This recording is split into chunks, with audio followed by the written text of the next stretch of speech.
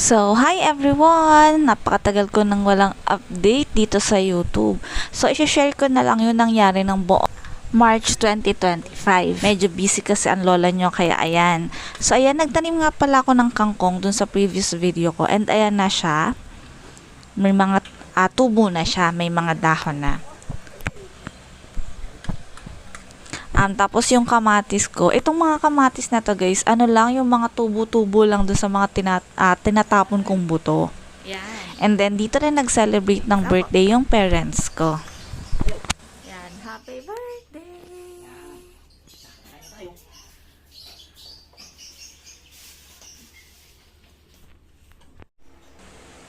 Noong Feb 2025, last month, nag-start kami na mag-tinda-tinda ng gulay dito sa amin. Balatan naman to, guys. And ayan, and babalatan naman yung repolyo na yan. Mabilis kasing malanta.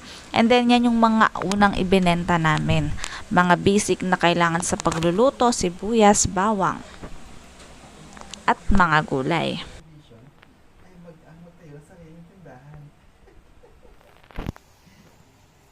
Sa'yo.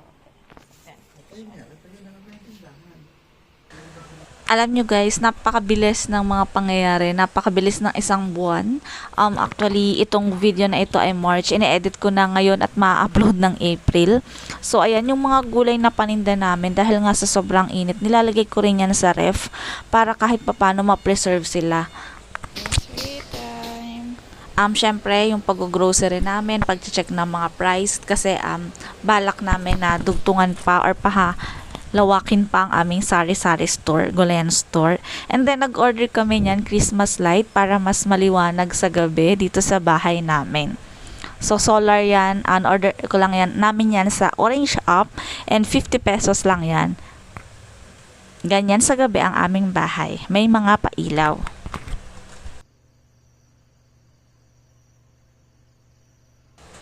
Dahil nga ganap to ng buong March, ayun, kinailangan na rin namin mag-renew ng rehistro ng aming ang motor. Dumayo kami sa Lipa para dun sa automatic na emission para hindi na kami pipila dun sa LTO.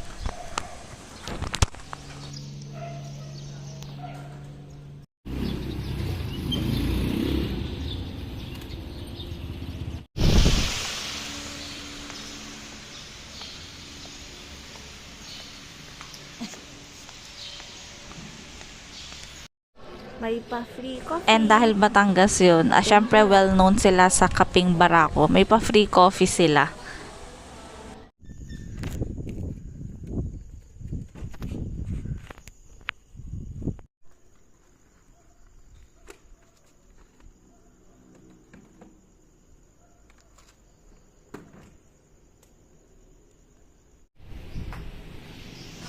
So, ayan, tindahan update na naman. Ayan, kada linggo parang dumadami yung paninda namin. Nagdagdag na ako ng mga pangsari-saring panluto, yung rack namin. So, thankful and grateful naman ako na ayun, kaya hindi rin ako nakapag-vlog kasi sobrang busy ko. Gusto ko kasi talagang mapalaki yung aming tindahan. And ayan, araw-araw lumalabas kami para kumuha ng mga fresh na gulay at itinda dito sa tindahan. Ayan, kung mapapansin nyo, 3 rack na yan. Sa loob ng isang buwan, guys, parang weekly, dagdag ng dagdag, palaki ng palaki yung aming tindahan. Dahil summer na, mainit na. So, dahil summer na, sobrang init na, we decided na mag-order din ng wall fan. Kasi sobrang init dito sa amin. Wala pa kaming budget pampa-aircon. And kailangan din na nahahanginan yung mga paninda. Lalo na kami, sobrang init dito. Dapat nahahanginan kami. Kumbaga malawak na yung mahanginan. Kasi kapag ka desk fan lang, level lang sa katawan mo. Unlike wall fan, parang taas to baba, nahahanginan. So, ayan, umorder na kami and na-receive na namin.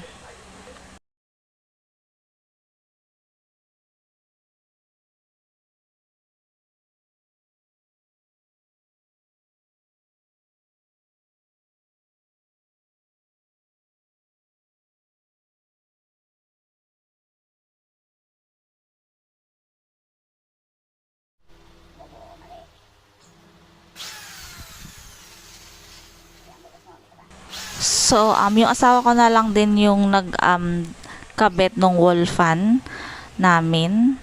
So, nag-drill lang, tapos ayan, kinabit. So, very excited akong gamitin yan talaga na dumating yan. Kasi nga, sobrang init na. Kailangan na ng malakas na hangin na electric fan.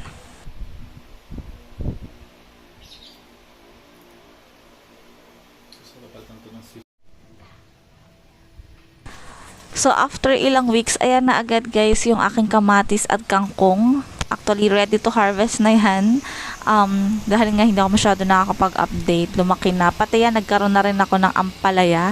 Tinapon ko lang din yung buto na yan, galing din sa mga nabibili naming ampalaya. Tapos ayan, gumapang na. So, binalagan ko na lang yan. Actually, ngayon, mas maganda na yung update yan kasi may bunga na. Hindi pa lang ulit ako nakakapag-edit talaga ng video, nakakapag-videos. And then, yung mga halaman na ibinebenta. Tapos, ayan, syempre, dahil sobrang busy, kailangan ding mag-garden pa minsan-minsan. Lumalago na yung mga damo namin dyan sa harap namin. Kaya ayan, nag-garden-garden naman ako.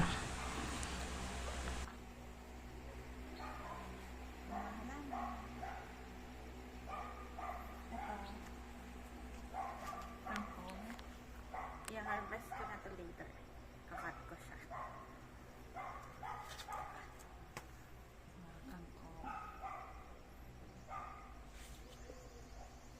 Tapos, kamatis. May bulaklak. And pa. Okay na. Itong video na. Kung mapapansin niya, ayan na. Kinat ko na nga yung kangkong. Nilhok na namin yan sa niluto namin. So, mga payat yung dahon niya.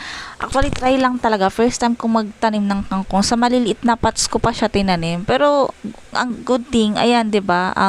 Naka-harvest na ako. And everyday ko talagang ginagawa paggising ko sa umaga. After ko mag-ayos dito sa kusina, ganyan, magasigang ng sinaing namin, nagdidilig talaga ako ng halaman. Everyday yan. Kasi sa sobrang init dito, malalanta yung mga halaman. So, kailangan kong diligan muna sila ng morning. And then, kung may time pa ako sa hapon, sa gabi, dinidiligan ko rin ulit sila. Kasi yung pwesto ng bahay namin is afternoon sun. Mainit siya kapag hapon. So, sobrang malalanta yung halaman kasi trick na trick yung at rekta yung init ng araw.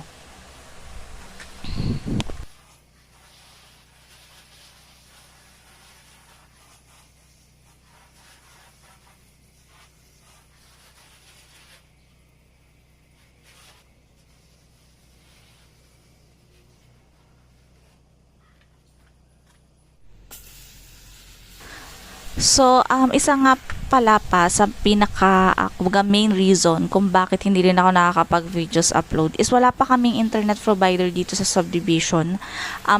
Data pa yung gamit namin, naglo-load pa kami para lang makapag-internet.